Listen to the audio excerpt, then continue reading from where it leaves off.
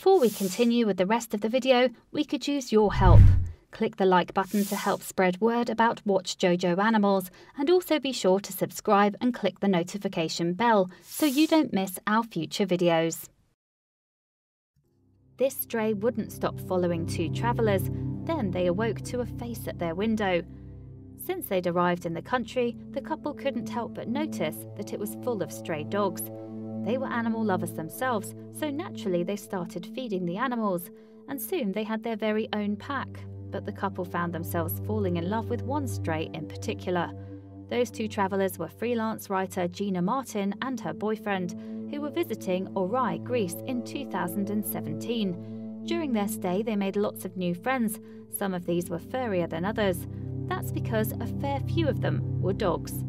Greece had many good qualities, but care for animals sadly doesn't seem to be one of them. Apparently, animal abuse is rife in the country, and unwanted pets are constantly left on the streets to fend for themselves. Some are even treated as vermin, by all accounts, and illegally poisoned. Tourists are a lifeline for many of these animals, and Martin was no exception. She and her boyfriend noticed the large amount of dogs in need of a friend.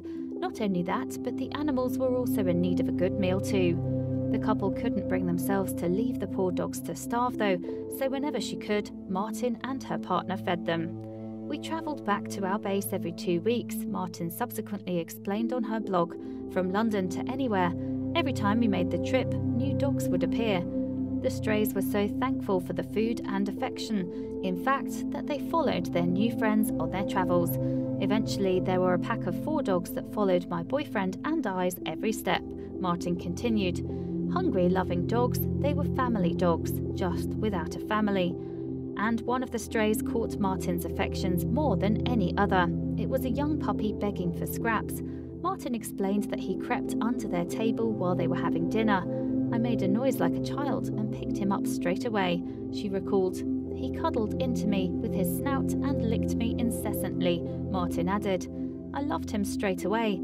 They subsequently named the puppy Spud, and he followed them everywhere, come rain or shine. Indeed, the couple even had a surprise when they woke up one morning. Spud wasn't just waiting outside to greet his best friends, he had his face at the window, and from that day forward, he would wait for them just like that every day. As a result, Martin described Spud as her little fluffy white shadow. Spud loved the couple so much, in fact, that he hated to see them go anywhere that he couldn't follow. So when they embarked on boat trips, he would run as far along the quay as he could. Furthermore, he would even be there waiting for them when they returned. The moment when Martin and her boyfriend would have to return home was approaching, however. As our time in Greece was coming to an end, I started to panic, Martin admitted. I was the one to cuddle him and keep him safe when the weather got bad. The next day, I was close to tears for hours. I had no idea how to save this little guy, she continued. I uploaded a video of him on Facebook. I asked for the last time if anyone would take Spud if I got him to the UK. Suddenly, when Martin was almost out of hope, she finally received a reply to her message. It was one of her British friends called Tori, who expressed an interest in Spud.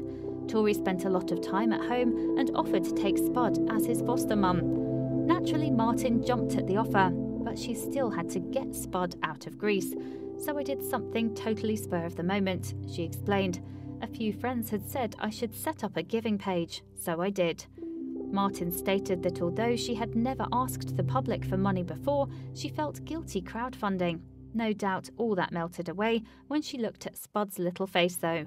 She subsequently asked for $730 for the transport fees, while ensuring that she had a contingency plan if the fundraising was unsuccessful.